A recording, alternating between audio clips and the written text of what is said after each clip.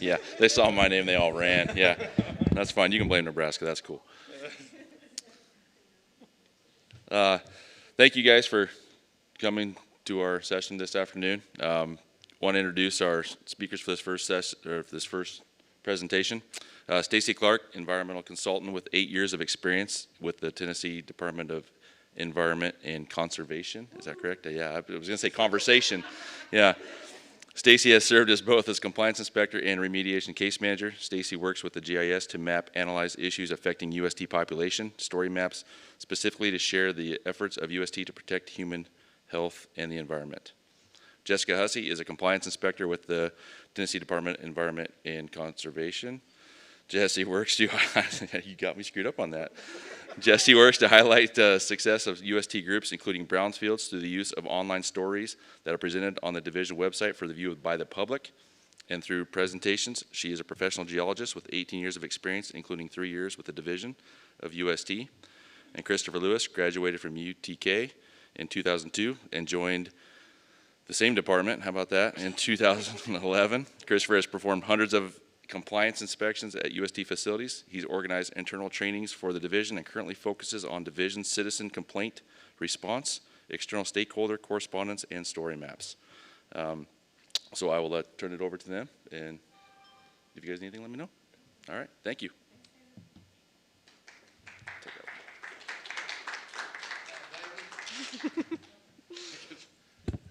Oh, didn't mean to do that. So, hi, my name's Stacey Clark. As you said, I work for the Tennessee Department of Environment and Conservation Division of Underground Storage Tanks. And we are all part of a committee that was tasked with creating outreach content that highlights the job we do and how that benefits our state. So since its inception in 1988, the Division of Underground Storage Tanks has worked to identify and remediate petroleum releases from USTs across our state. We do this through our regulatory compliance and remediation programs. Our division has been focused on removing environmental risks and cleaning up UST petroleum contamination, ensuring properties are safe for reuse. But often that progress and those successes stay buried in technical reports. To confront that challenge, we started using ArcGIS StoryMaps. This lets us take complex remediation data and turn it into clear visual stories that anyone, community members, business owners, and our legislators particularly, can explore and understand. So just for reference, this is a map. EPA Region 4 is shown in blue. Tennessee is an EPA Region 4 state that you can see outlined in red, and each of these red dots represents one of our active facilities. At this time, TDEC regulates nearly 17,000 tank compartments across just over 5,200 facilities. So that's a little bit more than 15,000 currently in use compartments and a little bit under 2,000 temporarily out of service compartments. These numbers do fluctuate as new sites are built and old sites are closed. Okay, so this is the audience participation portion, and I apologize, there aren't very many people, so you all have to participate. So which of these sites cost more to remediate, A or B? Show of hands if you think it's A. Show of hands if you think it's B. Oh, I'm gonna know if you're not playing. Yeah, thank you. Okay, well, congratulations, they cost the same amount. Yeah. So the site in Knoxville, we spent roughly $1.4 million to remediate after a petroleum release filled nearby sewers with dangerous levels of gasoline vapors. The site in Cookeville, we initially responded to a release from a diesel tank, but during our investigation discovered a gasoline plume that stretched from underneath the building across the parking lot and impacted a nearby hotel. So for those who were able to distinguish ahead of time that these cost the same amount, congratulations, but to the untrained eye, they look remarkably unchanged for such a large financial investment. And that kind of illustrates the point that progress can be hard to spot. When you think about environmental remediation from a leaking UST, it's not a topic that grabs headlines or trends on social media. Most people never see the complex process of cleaning up petroleum contamination or how those efforts transform a property. Without effective storytelling, the public sometimes only sees abandoned fuel stations or fenced-off lots, not the progress, the innovation, or the teamwork that happens behind the scenes. So why does storytelling matter? This allows us to connect the science and engineering with the human impact. It shows the journey from contamination to cleanup all the way through a thriving new business, a safe park, or even just a functioning gas station that's free of contamination. And when people can see and understand the transformation, the division receives more public buy-in for the work that we do. So why is it hard to communicate? Well, first, it's the language that we use. Terms like free product recovery, dual phase extraction, risk-based monitoring, high-resolution site characterization, along with a dizzying list of acronyms for which Tennessee has its fair share. To the average person, they don't mean much of anything. Secondly, remediation often takes years. Progress is slow and often invisible. So we could have pulled thousands of gallons of fuel out of the ground and it looks pretty much unchanged to somebody who just drives by. And finally, our reporting has been very technical. Thick PDFs, data tables, static maps, there is valuable information there, but it doesn't tell a compelling story. So these challenges made us ask, how can we make this complex process more understandable and more impactful? And that brings us to StoryMaps and how we've used them to highlight our success, especially in some of our communities that need it the most. When we looked for a better communication tool, ArcGIS StoryMaps stood out. StoryMaps is a digital platform that combines interactive maps, text, images, 3D scenes, and multimedia into a single scrolling narrative. It's visual, so it replaces technical documents with photos, maps, and videos. It's interactive. It lets our viewers click on sites, see details, and trace timelines through a variety of views. And it's comprehensive, so we can embed analytical data, reports, and multimedia into a single story. Now, instead of a PDF with 200 pages of data, imagine clicking on a site and instantly accessing layered data sets, geo-referenced images that are all transformed into an interactive and engaging narrative that hopefully communicates complex remediation outcomes to our audience without overwhelming them. As an added bonus, StoryMaps is very user-friendly, not just for the audience, but also for the creators. It's a flexible way to share spatial information, and the good news is it's customizable, so it doesn't require any specific digital skill set. None of us are computer scientists, so all you need is some basic GIS skills and a story to tell. Which brings us to our first map. This was kind of created on a lark when our division director shared our successes that he had seen across the program's history at one of our statewide staff meetings. And I said, you know, I think that's interesting and we can make a story map out of that. So I focused on former UST facilities across the state that were redeveloped into breweries and gastropubs, and I copied his really catchy title of Benzene to Beer. I then shared the story map with management, who recognized the platform as a valuable communication tool for increasing awareness and understanding of our work across a wider audience. So then Tennessee decided to adopt a two-prong approach to its presentation of remediation data through StoryMaps. First, we use the StoryMaps to publicize the value of our work. We show how UST cleanup projects protect public health, restore environmental quality, and benefit communities across our state. Thus, we make the scope and impact of our efforts clear to the public, stakeholders, and decision makers. Secondly, we use StoryMaps to educate the public on the techniques that we employ. From site investigation to various remediation technologies, StoryMaps help us break down complex processes into accessible, engaging formats so that residents better understand how we identify contamination, address risk, and ensure long-term environmental stewardship. So by pairing storytelling with the technical education, we not only highlight the importance of the work that we do, but we hope we build transparency, trust, and support for our work. And I'll hand it over to Chris from here.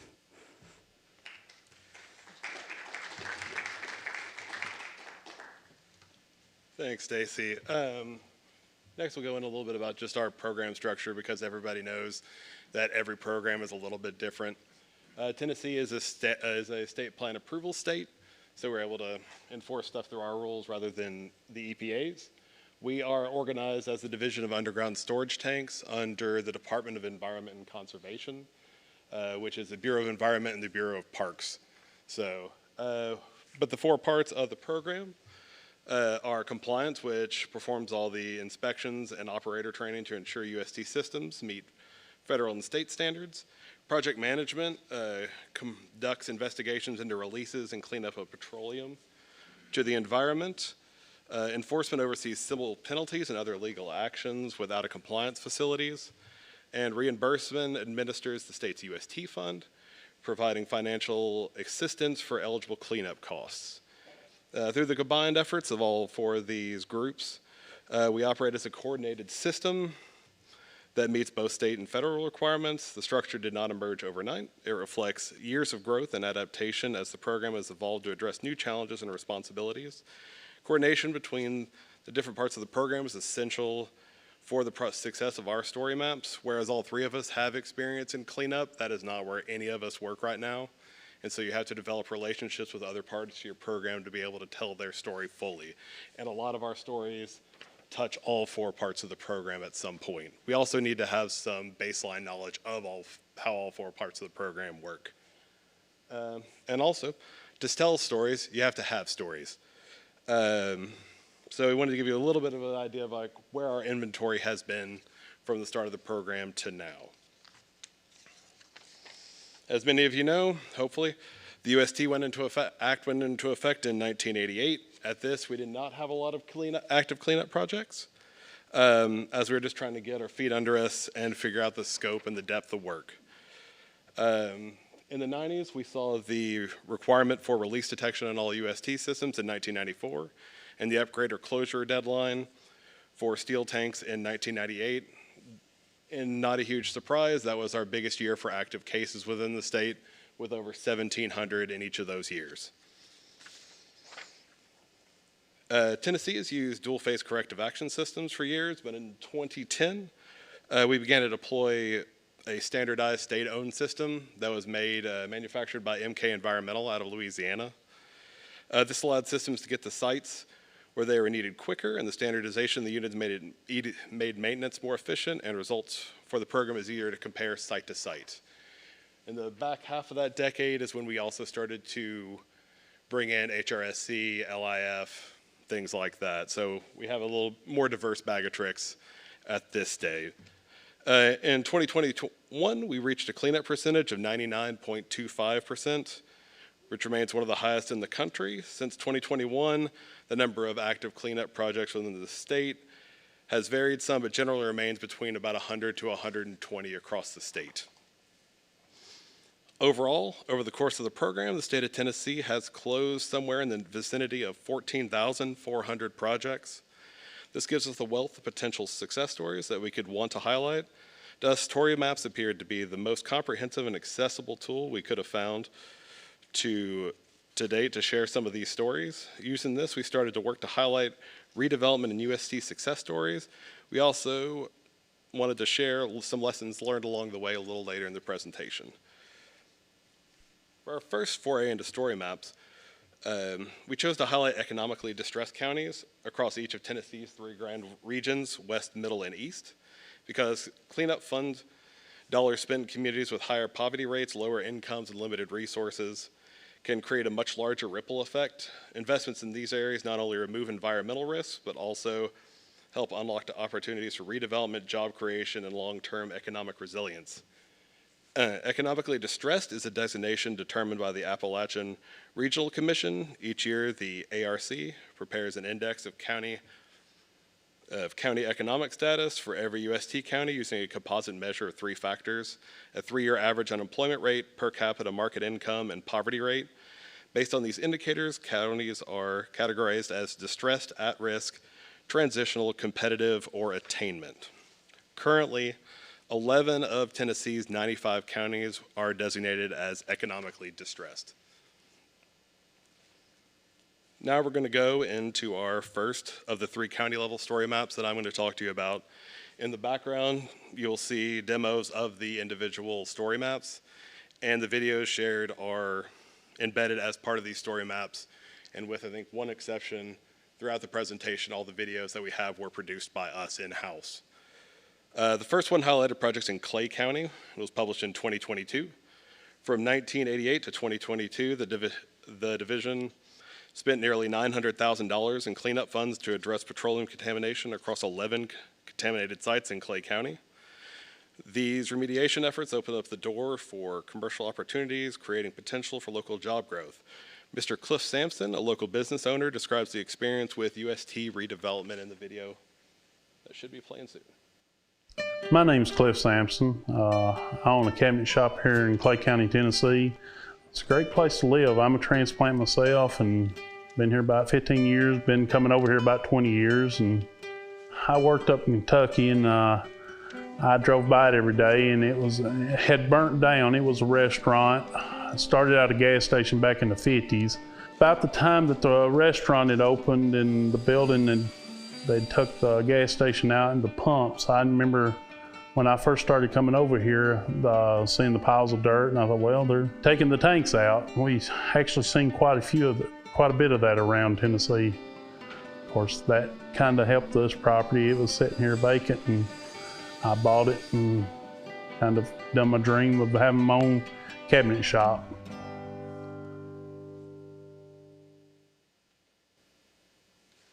All right, the second of these was released in 2023, telling the story of Cott County. The division spent over $2 million in UST cleanup project funds, addressing petroleum contamination across 24 sites within the county.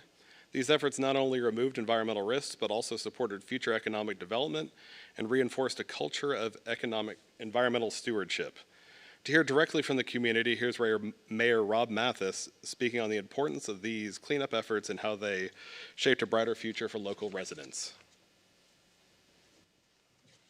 If we want to talk about what's special about Cott County, if I could distill it down into two things, it's the beautiful land and the people is what makes us special. Our community was founded on the idea of adventure. The people here, and also the people who visit here, love to take advantage of our rivers. There's rafting, there's hiking, there's canoeing, there's fishing, biking. All these adventurous endeavors really owe their beginnings to the spirit of the people who first settled this place. Being good stewards of this paradise that's been handed down to us is a top priority for us. I mean, we owe it to our children and the generations that come after them to be able to hand them this land that's at least as good as it was when we got it, hopefully even better. And that's a tough thing for us to do, especially being a chronically distressed community. Oftentimes we're struggling to figure out on a county and on a household level, how are you going to put food on the plate, how are you going to pay the mortgage, and when you have those immediate needs, sometimes it's easier for long-term concerns such as our impact on the environment here and preserving this for future generations can get lost in that. So it's very important for us, and we're very thankful that we are one of the first on the list as far as getting this kind of help from the state. As we were talking about TDEC with the underground tanks, repurposing some properties, what TDEC is helping us to do is to take those properties that have been little or no value because of the conditions of the underground tanks or some other environmental issue, clean that up and turn those into thriving commercial, residential, industrial entities so that they create value not just in tax dollars, but in quality of life for our people, whether that be places to eat, shop, work, play, whatever it is, it restores value to that. And that, I think, is a big part of our obligation, as we were speaking about before, about paying it forward and leaving it for the next generation as good, if not better than we found it.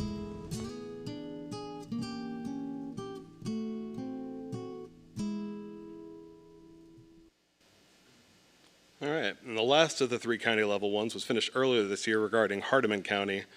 For this story map, we changed our process by taking out videos and focusing on a photojournalism approach. It did take out a little bit of the pop that you get from videos, but it also did allow us to have a much quicker turnaround for producing and publishing the story map. In Hardeman County, most of the nearly $3.5 million in UST cleanup funds have been directed towards sites that remain active gas stations today. As mentioned in the opening yesterday, these locations are vital lifelines for the communities, providing essential fuel access for residents, agriculture, and local businesses. Ensuring these sites are cleaned up and environmentally safe helps protect public health and supports the ongoing economic activity that rural communities depend on. We recognize that many people are not familiar with what a cleanup takes, is, or means. Thus, we wanted to provide an education platform explaining what the big white box is at gas stations that most of you know as a dual-phase corrective action system. And with that, I will hand it off to Jesse to talk about our most complex project. Thank you. With our next story map project, we chose to change gears to focus on one large complex project instead of showcasing several cleanups across a county. We wanted to provide detail about what a complex project looks like when it comes to investigation, remediation, and wanted to continue including educational aspects to explain some technologies the division uses. The Gallatin project is not a redevelopment story. The complex remediation work happened primarily underground or behind the scenes. Because our work is not always visible, we wanted to use this platform to educate the public about the advanced investigations and technologies used to protect their communities. Some remediation projects, like this one we'll discuss, take years, involving multiple potential contamination sources, advanced investigation techniques, and a combination of remediation technologies. With the Gallatin Town Creek Greenway story map, our goal was to help everyday community members understand these processes, breaking down the investigation methods, cleanup technologies, and long-term strategies used to manage these challenging sites. So for some background, Gallatin is located in Sumner County, which is about 30 miles northeast of Nashville. The Greenway that our story map is named after is a 2-mile shared use path that runs along Town Creek. It connects Gallatin's historic Woodson Terrace neighborhood to downtown Gallatin. Since its construction in 2016, community members have been using the Greenway for transportation, recreation, fitness activities. However, in 2017, just a year after construction, the city of Gallatin began receiving complaints of petroleum odors along the Town Creek and in adjacent neighborhoods. On further investigation, city stormwater personnel observed multiple seeps discharging darkly stained water with strong petroleum odors into Town Creek and residential yards. Gallatin Public Utilities determined it was not from their water or sewer lines and notified the state's Division of Water Resources. Division of Water Resources then referred the complaint to us, Division of Underground Storage Tanks, in November of 2018. UST personnel began investigating to determine potential sources of the impacted water. Based on preliminary research, 6 potential UST source parcels were identified within half a mile of the contamination. The division conducted compliance inspections and required UST systems at the active UST sites. Initial investigations also included tank tightness testing, in-tank camera logs, laser-induced fluorescence, high-resolution site characterization, and confirmatory soil sampling to identify issues with UST systems and areas of contamination. Additional assessment was conducted with the help of Western Kentucky University's Crawford Hydrology Lab. The division engaged Crawford Hydrology Lab and PM Environmental to determine groundwater flow paths that would help inform remediation design and speed cleanup. So dye was released into injection points at the potential sources, and dye traps were placed at the discharge points, which are the seeps in the streams, as Leanne Bledsoe explains in this video. Hello, my name is Leanne Bledsoe. I'm a research hydrologist and assistant director of the Crawford Hydrology Lab at Western Kentucky University. Here at the Crawford Hydrology Lab, we specialize in groundwater tracing using fluorescent dyes. Fluorescent dye tracing is a method that is used in karst areas quite frequently to better understand groundwater flow, what direction the groundwater is going, how fast it's getting there, and that can help us solve environmental problems. So what is karst? Well, karst is a landscape that is underlain by soluble bedrock. So in areas like Gallatin, Tennessee, we have a lot of these features such as springs, sinking streams, caves, and sinkholes, and that is all from the dissolution of that bedrock. A way that we can use dye tracing for areas like Gallatin, there were springs discovered that were petroleum impacted.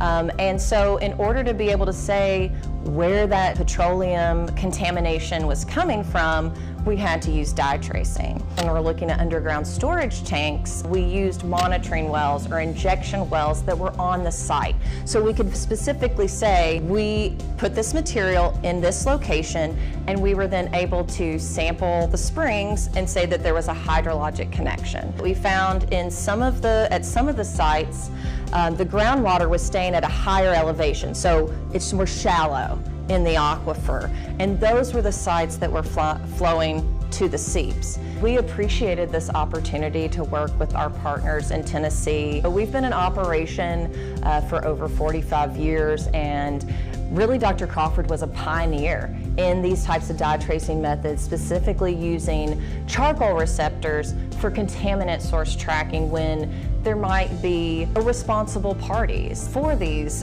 types of environmental problems. Our partners asked us to also trace some of their injection sites to make sure that they would have a very effective remediation. So we were able to also assist not only in contaminant source tracking, but making sure that the remediation team had the best information possible for their application as well.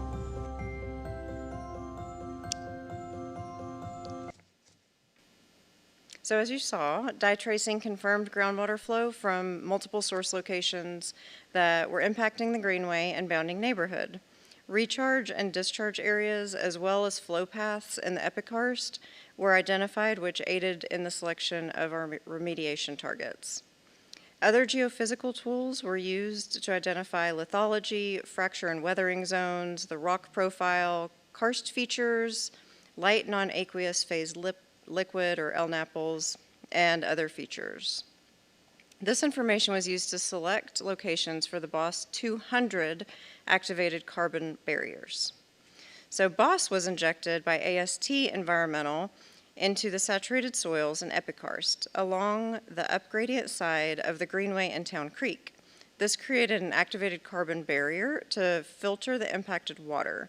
The activated carbon adsorbs the petroleum constituents, and a facultative blend of aerobic and anaerobic bacteria biodegrade the petroleum.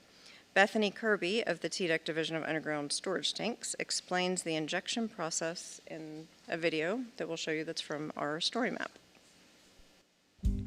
My name is Bethany Kirby. I work for the Division of Underground Storage Tanks. I previously worked for PM Environmental until 2021, and they worked extensively on the Gallatin Greenway project. The Gallatin Greenway project began in 2018, and we used a wide array of technologies, including dye tracing, seep identification, high-resolution site characterization, and geophysical work in preparations for BOSS 200. BOSS 200 is an injection fluid made by AST Environmental that contains activated carbon, micro and macronutrients, and bacteria strains that work to accelerate biodegradation of hydrocarbons. There are naturally occurring bacteria in the soil that can break down gasoline components, but the activated carbon in the BOSS 200 traps the contaminant, so the added bacteria strains are able to degrade the petroleum at a faster rate. BOSS 200 is a slurry mixed on-site that is then injected into the ground using drilling equipment. Usually the BOSS 200 is injected in specific vertical intervals to create a treatment area that remediates the groundwater. BOSS 200 was injected into the saturated soils in epikarst along the upgradient side of the Greenway and Town Creek. This created an activated carbon barrier to filter the impacted water. It was also injected into the neighborhoods and surrounding streets. This greatly helped facilitate cleaning up the Greenway area and the surrounding neighborhoods. The collaboration between TDEC, its contractors, and the City of Gallatin helped to ensure protection of the environment and the community's natural resources.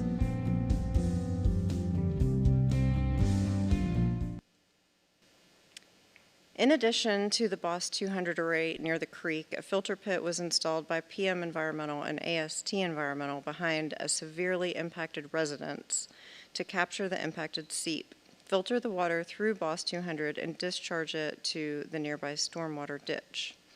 The division replaced the fence that was removed as part of remediation activities and installed a concrete slab over the filtration gallery.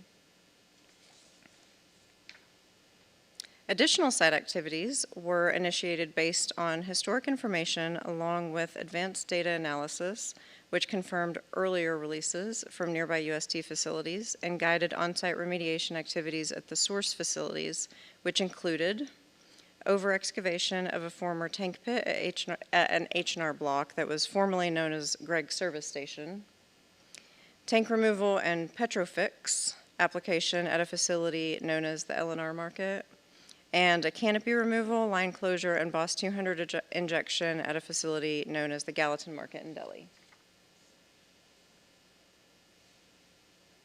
So to build trust and understanding of what was occurring in their neighborhood, UST staff took additional steps to ensure clear, accessible, and frequent communication with educational components throughout the project.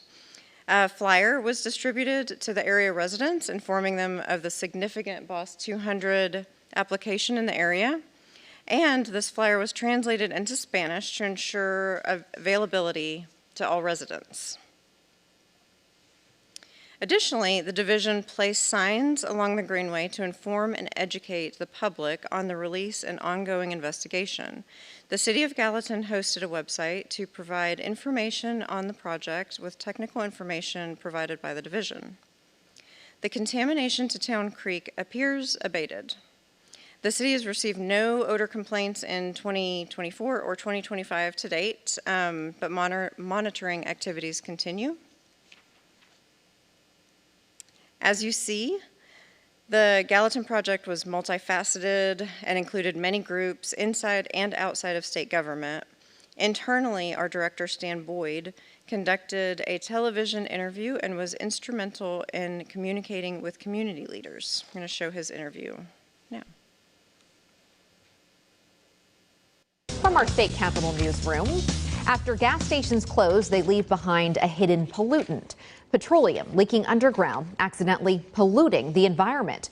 News 2's Chelsea Bimefore is in the studio to explain how a $1.3 million investment from the state is cleaning up a Gallatin Greenway. Chelsea, people who live in this area, of course, they're relieved. Well, Haley, absolutely. Back in 2018, Gallatin residents started reporting a very strong gas smell coming from the Town Creek Greenway. The Tennessee Department of Environment and Conservation began investigating and discovered it was petroleum. The fuel was leaking out of underground tanks from nearby gas stations and other sources. Stan Boyd with TDEC says the state is responsible for inspecting and regulating more than 16,000 of these underground tanks across the state. They see hundreds of petroleum releases per year, but this one in Gallatin was much larger and more complex. TDEC crews have been working about 4 years to identify, stop, and clean up all the leaks near the Greenway, and their success rate is one of the best in the country. We have cleaned up over 99% of all the releases we've ever found in Tennessee, and that leads the nation. It clearly leads the Southeast, and it's a good reflection on Tennessee having a long history of environmental protection. In addition to the director, the rest of the team included our state compliance inspectors who responded quickly to investigate the complaint, our remediation project management team who managed the investigations and cleanup techniques used, our remediation staff who managed the fund, and our internal experts who performed tank tightness testing. Externally, the team included the Crawford Laboratory, corrective action contractors, and consultants for BOSS, geophysics, and phase 1 and 2 investigations. By making this information clear and accessible, we aim to build community buy-in and trust in TDEC UST's efforts, showing residents that their health and safety are at the center of our work. This story map also highlights the measures taken to protect impacted neighborhoods and ensure the Gallatin Town Creek Greenway remain clean and safe. So, to help these stories reach our target audience, we've put links to the story maps on our website and send them out through our Tank Talk newsletters. It's a monthly email subscription that goes out to an audience of about 15,000 subscribers, about a third of whom will open and explore the maps. We also share the links with people who have been interviewed, such as the mayor and the business owners, for their public engagement purposes. And we have presented our story maps to our control board in Nashville, our state capital. Additionally, the links to all of our story maps are included in the scrolling banner at the top of the division's website. A few lessons learned. So coordinating the schedules of the 3 committee members with our other responsibilities, the department's videographer who juggles projects across the state, and our interviewees was more challenging than we originally anticipated. We also needed to factor in the weather and the time of year to ensure that our photos and videos would be green and lively. Yes, not gray and snowy, yeah. Ultimately, the entire process from an initial idea to researching and making initial contact, on-site filming, editing, and proofing took much longer than we planned. Also, the scale and direction, we had to pivot when circumstances required that we adjust our themes and grow our concepts from original small-scale county-by-county approach to now morphing into statewide explorations of large-scale projects. And finally, the human condition. We learned that not all material was meant to be included in our stories. One of our most interesting interviews and a great feel-good story had to be removed about a year after publishing, after we learned of some legally questionable behavior on the part of the subject. Yes. So, building on the success of our current story maps, we're planning to expand outreach with 2 new projects designed to reach different audiences and showcase a broader range of UST cleanup efforts. The first is the Cumberland Avenue Project, a localized story map focused on a major urban corridor in downtown Knoxville. This project will highlight site-specific remediation work and its role in revitalizing a densely developed area with significant community and economic activity.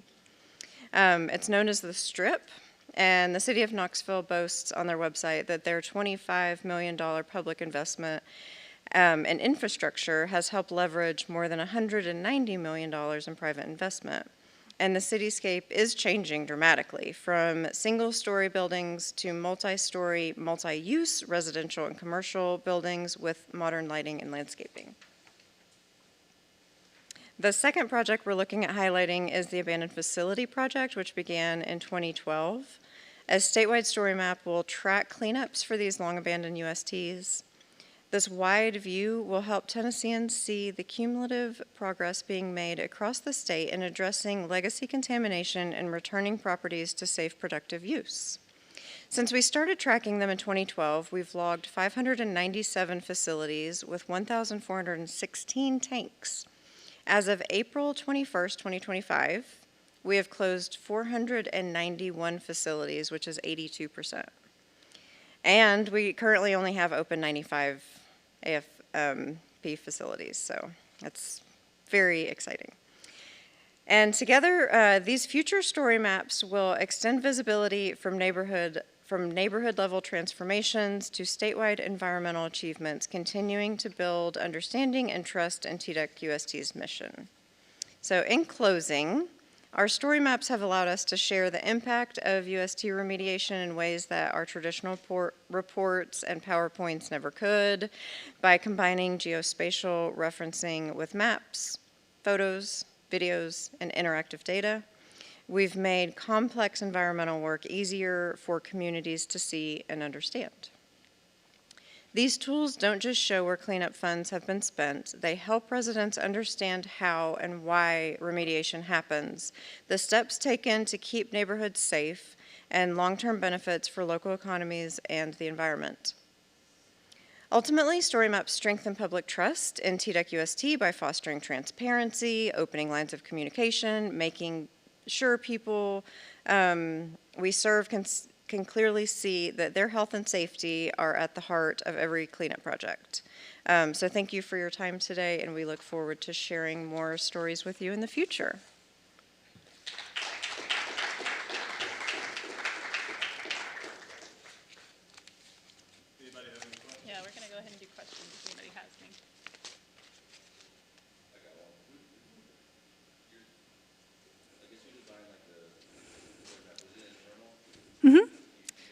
So yeah, story maps are pretty customizable. You could either build your maps yourself. You can use ready-made maps off the Living Atlas that Esri supplies, but we typically build our own and then build them off that because we have our own data sets that we want to include.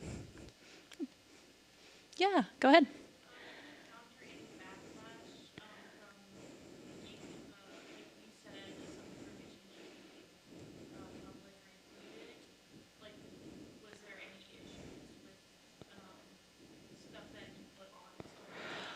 So, not necessarily. I think the thing that we were referencing, we had a very specific interview that we did with a redeveloped site where someone had come in and bought a former UST site and created a different business there. And so we were like, oh, this is great. It's a feel-good story. We're going to include it in our messaging. And then come to find out, they were embroiled in some legal battles later on. And that really wasn't necessarily the message that we wanted to put out. So we removed that particular piece from the story map. The story map still exists and it's up to view, but we just took out that interview.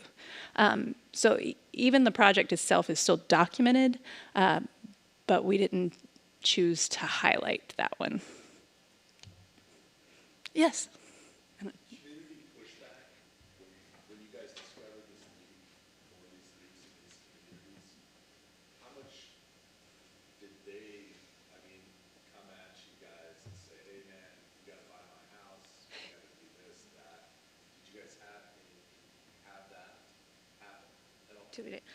So the Gallatin site specifically was one that appeared in the news quite a lot because it's right next to Nashville, and the neighborhood was very vocal about what was happening. So we did have a lot of pushback there. And the residence that we mentioned with the filtration gallery was one that was particularly bad. The lady has grandchildren and couldn't play outside because there was a seep in her backyard. And so we did try and take extra care identifying the need there and also in the neighborhood supplying as much information as possible as to what we were doing and why.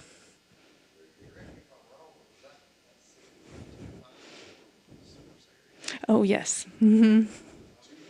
It was a long way. We found the epicarse there that it was a pipeline straight to the creek, so and through a neighborhood. Yeah.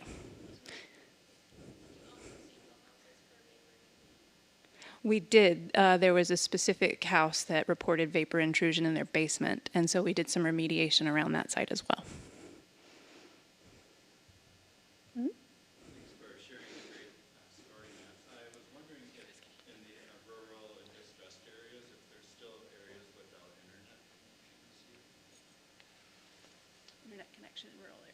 There are definitely areas in Tennessee that don't have internet. When we're out doing our compliance inspections, we do them electronically on tablets, and there's, it's not uncommon for me to go into some of the rural areas and not have internet. I don't know if there's many places that they probably couldn't get it relatively close to some of the main streets, but out in the hollers, yeah.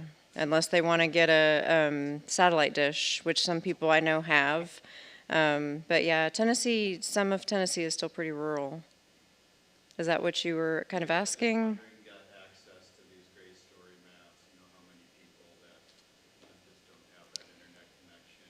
Yeah.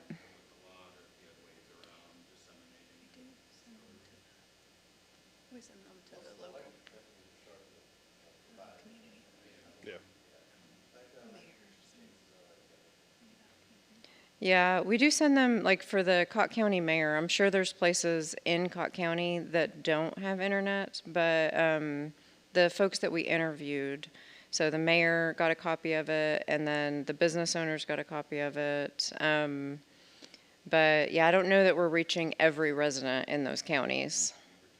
Yeah. Absolutely.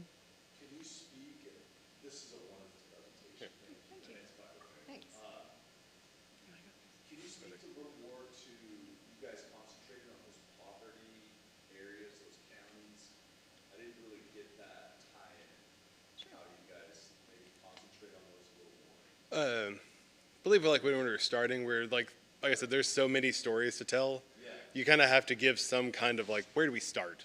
What do we want to talk about? And we felt like that was, because it's easy. Your big cities, Knoxville, Nashville, Memphis, it turns into a big building. Like everybody talks about those places. Sure.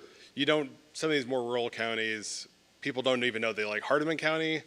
I've lived in Tennessee for all 46 years of my life. I did not know Hardeman County existed until 2 years ago when we started doing this, because it's on the other, Casey knows it because Casey's from Memphis, but I'm from way east, I just don't know it. And so it just was kind of a good spot to start out with, a place to start with, like telling stories that maybe haven't been told before. Did you guys initialize these because there were more abandoned fuel sites in those neighborhoods? No, most of these are actually like active cleanup, like over the course of the program.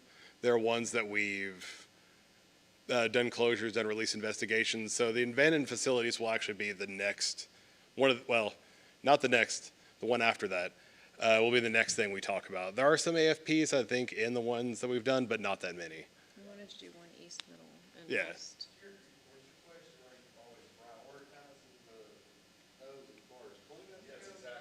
Oh yeah, no. No. We have such a low backlog of contamination cases, we don't have to do prioritization.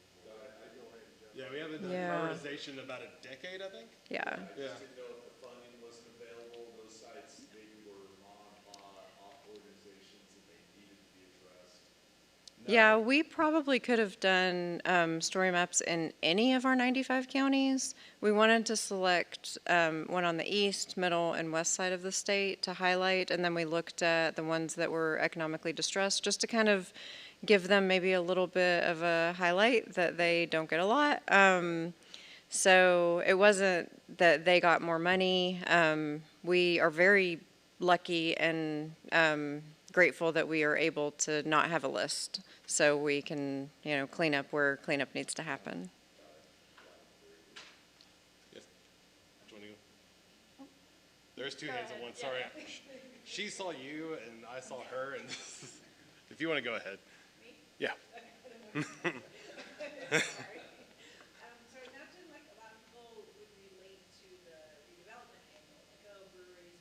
Hmm.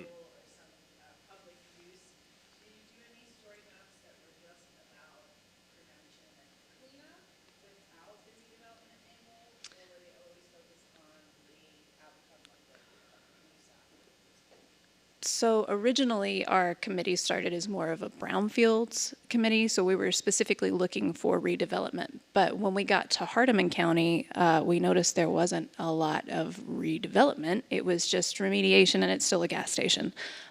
So instead, we had to focus there specifically on, well, we did spend a lot of money here, but these stations are still providing a resource in these rural communities that otherwise wouldn't be available. So, did that answer? Yeah. Right, and we do that by pulling through like our reimbursement fund. We get like a spreadsheet from them, and it shows from this point to this point we spent this many dollars, and then we would go through that and say, okay, well let's look at each facility individually and see what we can say about a story there. But to date, we haven't focused on prevention. That might be something we can put in the hopper for later on. I think it's one we thought about at one point. It's one of the ideas. It's like there's not a story because there's a story. Yeah. Well, Cumberland Avenue's next because our director wants Cumberland Avenue to be next. So it's one of those ones where we put the idea out, he's like, that one. Yeah. So, you have one? What was the turnaround on the story maps, the ones with the videos and the one without?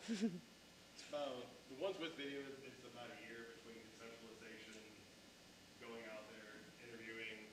As they talked about, we have one department videographer that is doing for the entire 3,000 people, I think, who work for our department, so his availability is pretty limited. Did you make them during when the project was happening or after? All of our, During. except for Gallatin, have been after, correct? Well, so the countywide story maps were made during, and the videos were made as we were building those, so we were incorporating them simultaneously. The Gallatin project had kind of already occurred, and we later chose to highlight that, look at how collaborative we are. So then we needed to go out and do videos and explain, you know, this is the technology that we used, and it is a little bit confusing, so let's break it down into layman's terms that anybody could see and get benefit from this video. But the cleanups had already occurred. Yes. Yeah. So was that clear that the cleanups had already occurred and we already knew what we had done and what we had spent on them? Like, it's not like they were happening simultaneously to when we were making the story maps. So we had already finished cleaning up in the counties and then just looked at what we had done in that county to date and kind of built the story map off of that. Whereas the Gallatin one, as you saw, like, we published it last year, 2024, and there weren't any complaints. Like, we're still monitoring, so that one's still sort of like going on, but even that one really was finished by the time we started building our story map. Yeah, good question. I just wonder how you got, like, all this, like, did you have to get the text to, like, pretend to take the examples and stuff? Oh, of the B-roll? So, yes, we learned what B-roll meant. And Yeah. so you have to take a lot of that. You know, like just filming a pan shot of forest, or, hey, can you bail that well, even though we're not even close to the site we're looking at? We got some material from the contractors. They were really helpful in providing some. We had some in our files, so we went digging in our files for photographs. Stacey's a wizard, so like was able to make everything look really beautiful. But yeah, I mean, it would be fantastic if our folks would take more video and like great, you know, quality pictures when they're on site, but they're like doing their job, so. Have you guys received any additional feedback from other state agencies on these projects you guys have done? I think it's great. You're pointing a great light on your guys' institution. And it's a government agency that doesn't always get the most positive. Right. This is actually our first national presentation. So as far as we've gone thus far is to just our control board in Nashville. So it's the people who sort of mandate what we do. We're saying, here's the money you gave us and here's what we're doing with it. You know, but we hope everybody can leverage this sort of technology in their state. You know, like it's easy. Go out and build one and see if you like it, and you know, go from there. Just wondering about the abandoned facilities project you mentioned. Are those all just like off the radar, and are those all even site assessments? They do. I don't know quite as much as I'd like to about the abandoned facilities project. I know it started in 2012, but those are typically orphan tanks. We do have to do assessments on those because a lot of them, the tanks might no longer be there. We typically start at that point, and then if necessary, we open remediation cases after that. A lot of them were tanks that are registered and were in use for a certain amount of time, and there's currently suspended, but we have yearly tank fees, and one of the ways that they got on the list was not paying tank fees for, I think, 3 years, and us not having a response from the owner. So they've been designated as abandoned. And there's some other ways too, but I think that was where a lot of them came from. Okay. Thank you so much, you guys. We appreciate it.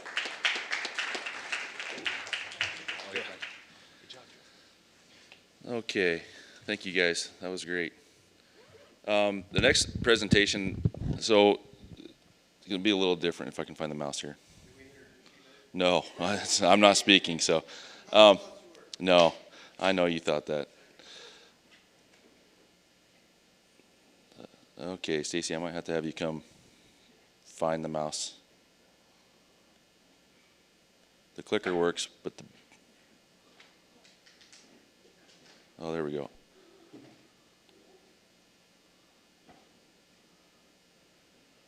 Can you see if you can find that bookmark we did earlier? So the next presentation, it's a little different. Anthony Williams with the EPA has built a chemical, basically a database that basically incorporates all chemicals known to man and has put it back basically in one-stop shop. Unfortunately, he was not one of the people selected from the EPA to attend this meeting to present. So we had to get creative, and we tried to get a Teams thing set up, and that they said we wouldn't have the capabilities in this room to do that. And so he basically did his presentation and made it a YouTube video so you can go out and grab it. So that's what the presentation will be next. But it is fantastic. I don't know how many of you respond to chemical spills besides petroleum. I'm on the Nebraska hazmat team. This is going to be ever-changing for first responders, hazmat response. For us to go downrange for any chemical spills, we have to have at least 3 sources that we have to look at before we can send anybody downrange. Now we will be, instead of doing the 3 sources, now we can just go here and all the sources are going to be in one stop. So we'll get this video going for you. And he's got a lot of links, and he'll put it up there. And this, you know, NuiPick will make this available to you, so you can go and play with it and take it back. But he's been working on this for about 3 years, and it's ready to go in its inception out there. So hopefully you take something from it. So thank you. Hello, my name is Anthony Williams, and I would like to present to you today on the web-based delivery of chemical hazard and safety data using tools that we've developed here at the US EPA. You may have seen a number of our tools that we've developed over the years. I've been a part of the EPA Center for Computational Toxicology and Exposure for over a decade, and when I started here, I led the project called the ComTox Chemicals Dashboard. That's been used by thousands and thousands of people over the years. But I'm going to present today on the Chem Informatics modules. This is the hyperlink to the modules. These slides will be circulated so you can have access to all of the hyperlinks, etc. But I'm going to focus on only 3 of the modules today. There's a total of 10 available, but I'm going to talk about the hazard profiling, the safety profiling, and the analytical methods and open spectra, commonly known as AMOS. I want to focus for now on how fast could we harvest data during an emergency response event.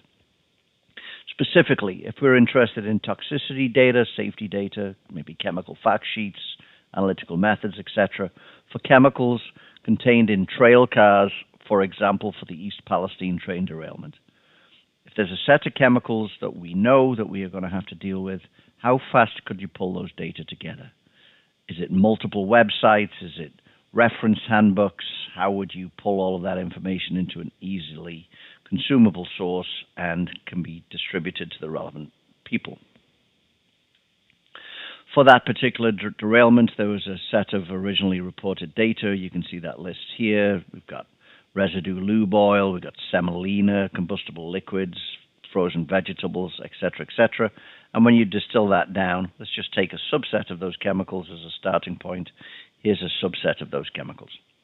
So for this subset, how fast could you pull data together? I'm going to show you how to do this live using our web-based tools.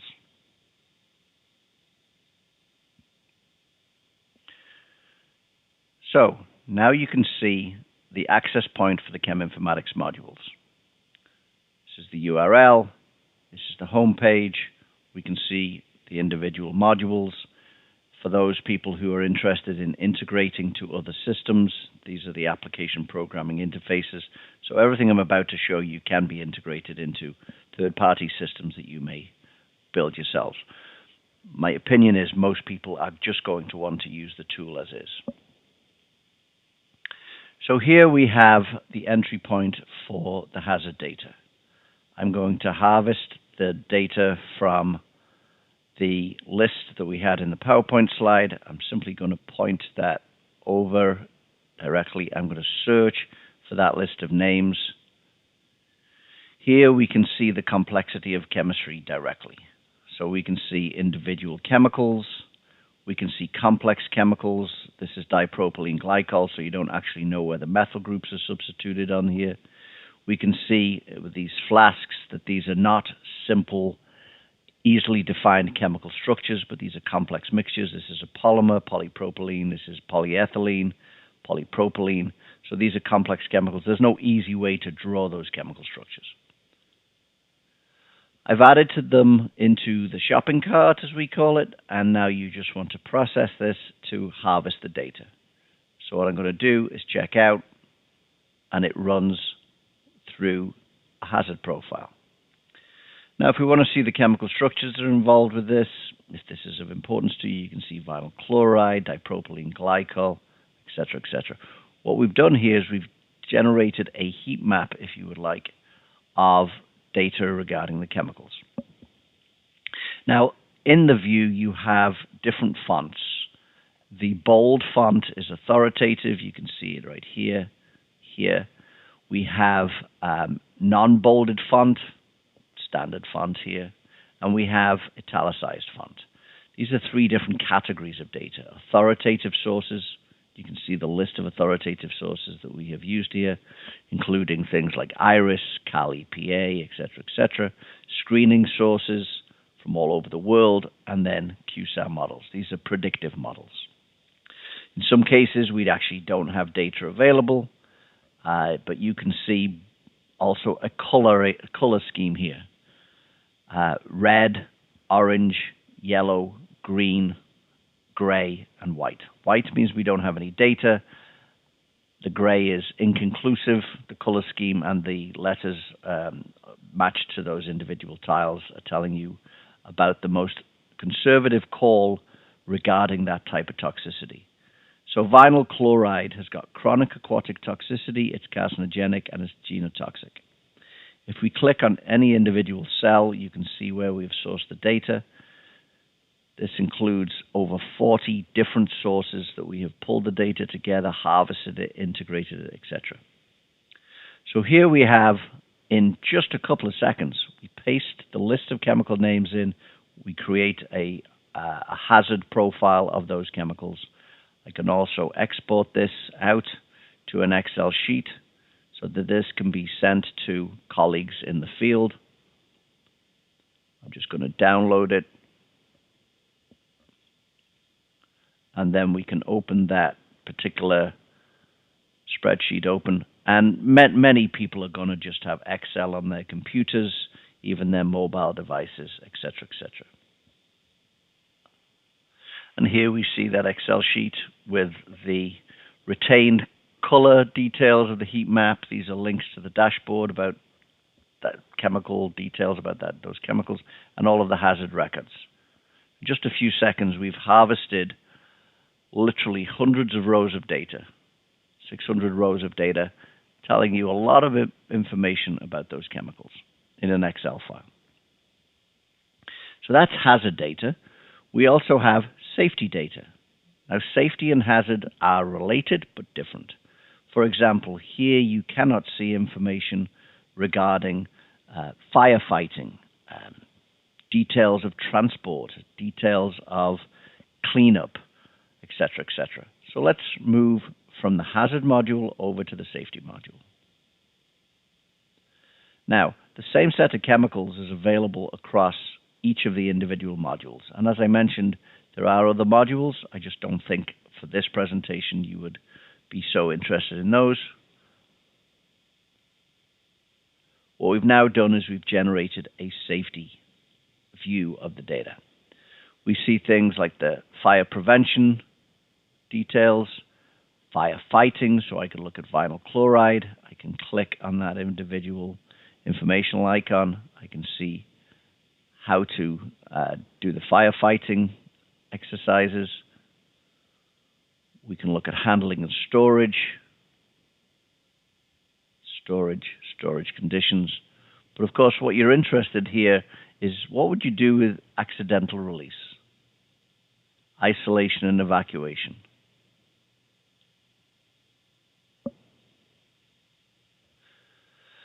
We can see that certain chemicals are flammable, have health hazards, irritants, etc.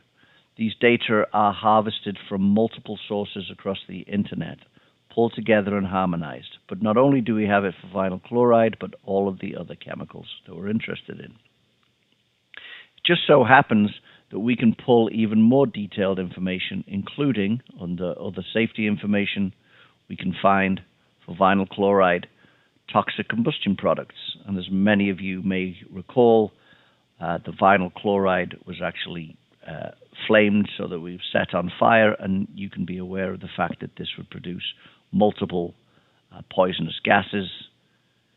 We can also look into historical incidents regarding this particular chemical.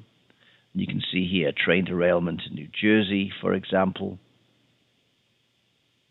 Schofkau in Belgium, Schönbeck in Germany. And just to clarify, these data were not pulled together specifically to tell this story. These data have actually been harvested from another public resource called PubChem. We curate our own chemistry data very, very carefully. We register it in our own databases, and we make sure that the data are as high quality as possible. We can see all the safety data here that are available for vinyl chloride, as well as the property data: boiling point, melting point, solubility, etc., etc. So this is the safety module for that particular set of chemicals. Now imagine that I want to send this data off to somebody in the field. We've provided the ability to export a PDF file. So all of the safety data that have been harvested here could be pulled together into a single PDF file. It's generating that PDF file in real time. And here is that file generated. And of course now this file is over 257 pages in length. It is fully searchable because it is text. So I can search for firefighting. And it's going through that particular document. Firefighting hazards, etc., etc. So a fully searchable document that allows you to search for details about that chemical. So we've seen hazard and safety profiling for East Palestine data. Let's flip for a moment to the story of this particular chemical release. So what we have here is a particular release of chemicals. I'm going to show the actual report. Here is that investigation report. We're looking for data about chemicals that were released here.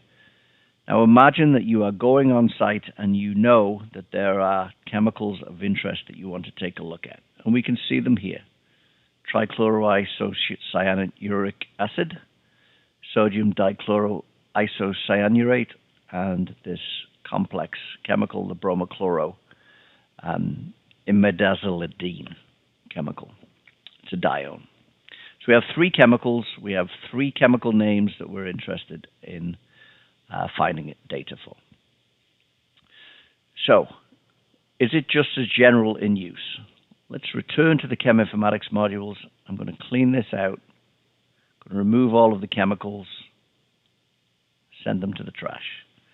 Now I've actually copied that set of chemical names and directly out of that document, and I want to see what I have available.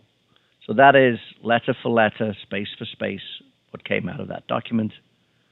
We have the chemicals. I didn't add them specifically. We have 1.3 million chemicals at this point in our chemical database, mapped to CAS numbers, names, synonyms, etc., etc. So while I did search for trichloroisocyanuric acid, the preferred name is simglycine. There are, underneath this particular chemical, there are going to be multiple synonyms. This is just one of them. So we have the three chemicals. Notice that this one, even though it looks like it is a specific chemical,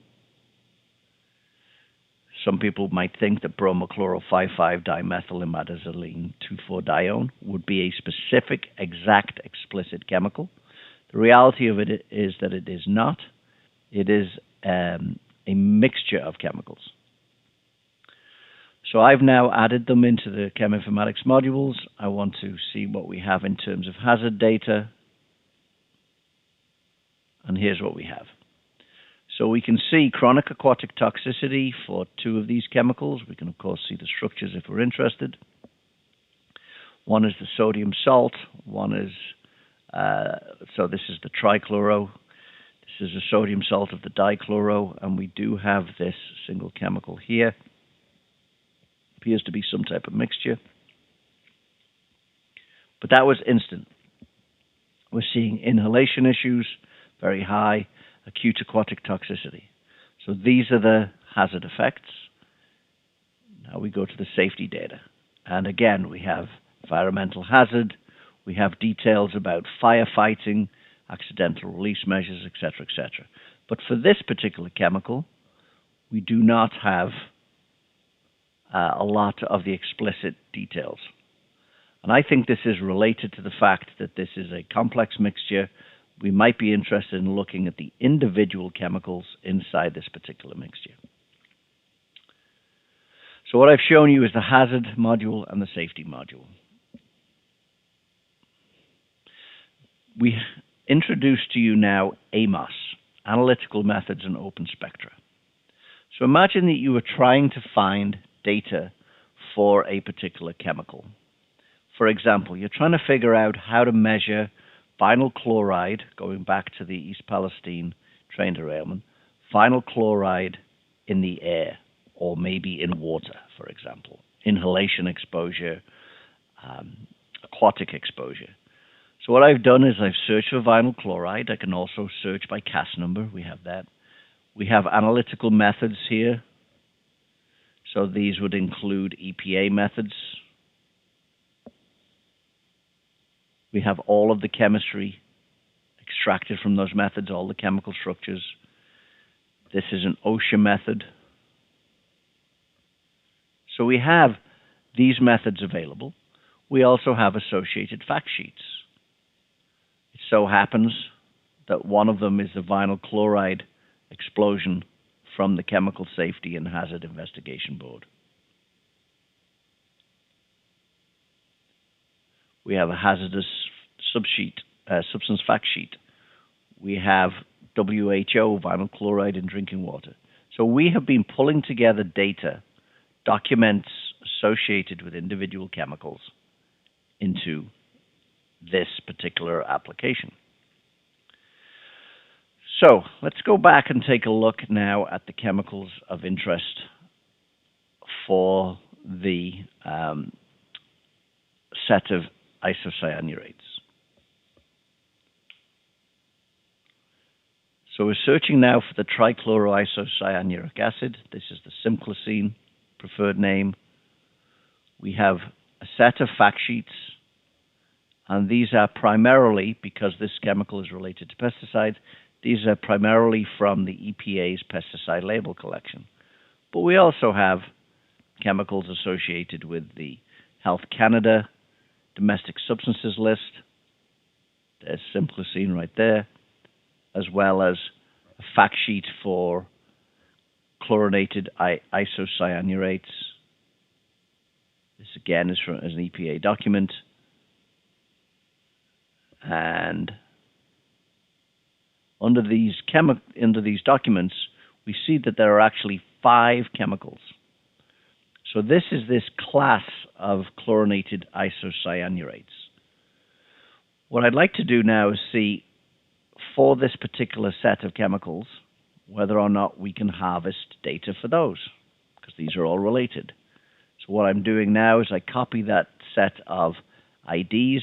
These are the unique substance identifiers. I can go directly over to my original report, and I can add those 5 chemicals, add those into the mix,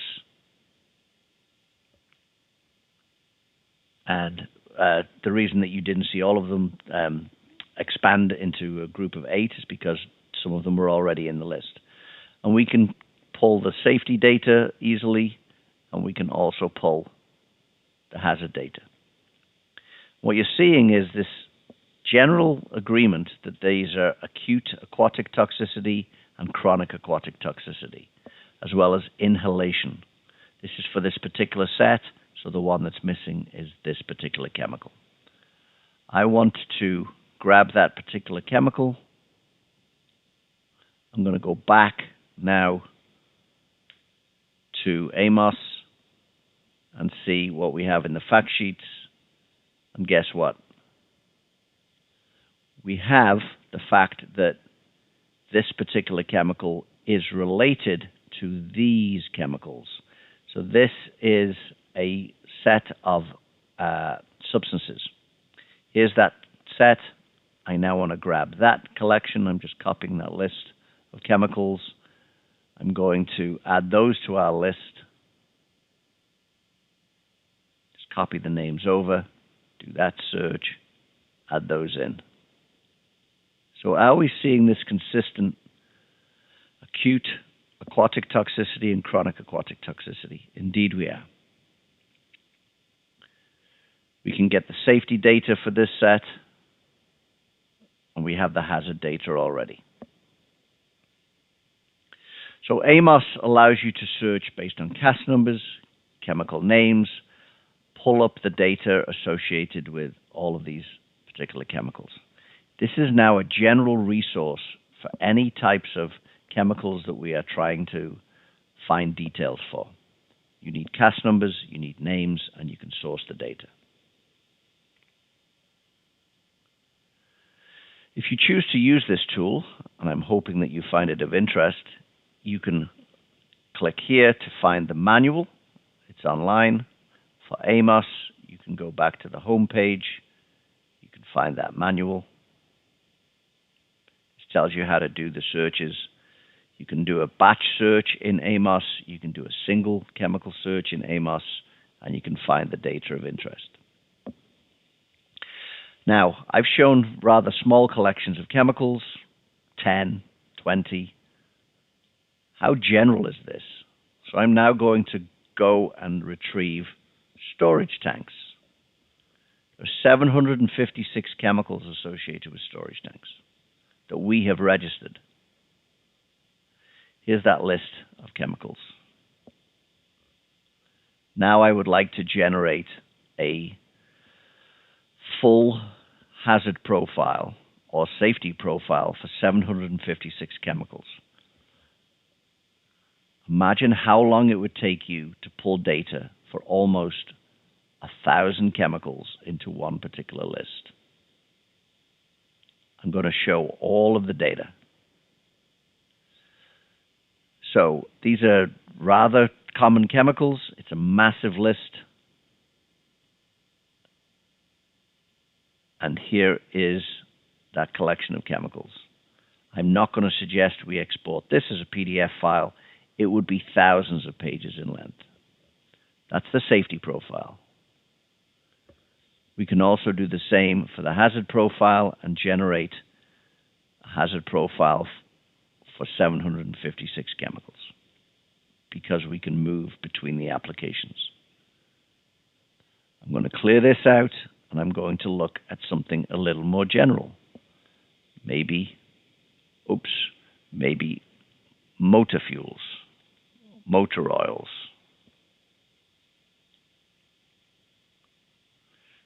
Here's chemicals associated with motor fuels. Now I want to generate the hazard data for a set of 27 chemicals and the safety data for the same set of chemicals. Hopefully you're seeing the benefits of using a tool like this is it quickly harvests the data, integrates them into one system, whether it's hazard data, safety data that we have in the Chem Informatics modules, the analytical methods and open spectral data that we can pull the information together. These are all integrated in the Chem Informatics modules. Here is AMOS, here is safety, here is hazard.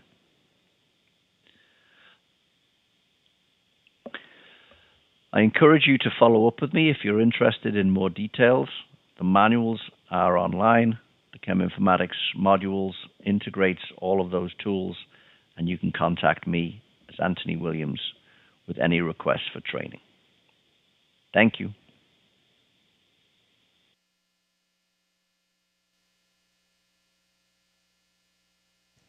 And I would say I'd take questions, but I can't because I don't know anything about it.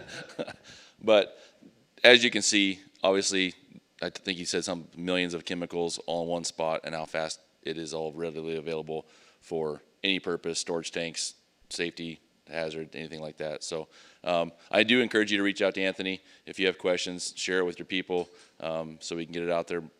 One-stop shop beats looking up multiple resources and stuff. So thanks for coming, and you guys can have your evening a little early. Appreciate it. Thank you. Thank you, guys.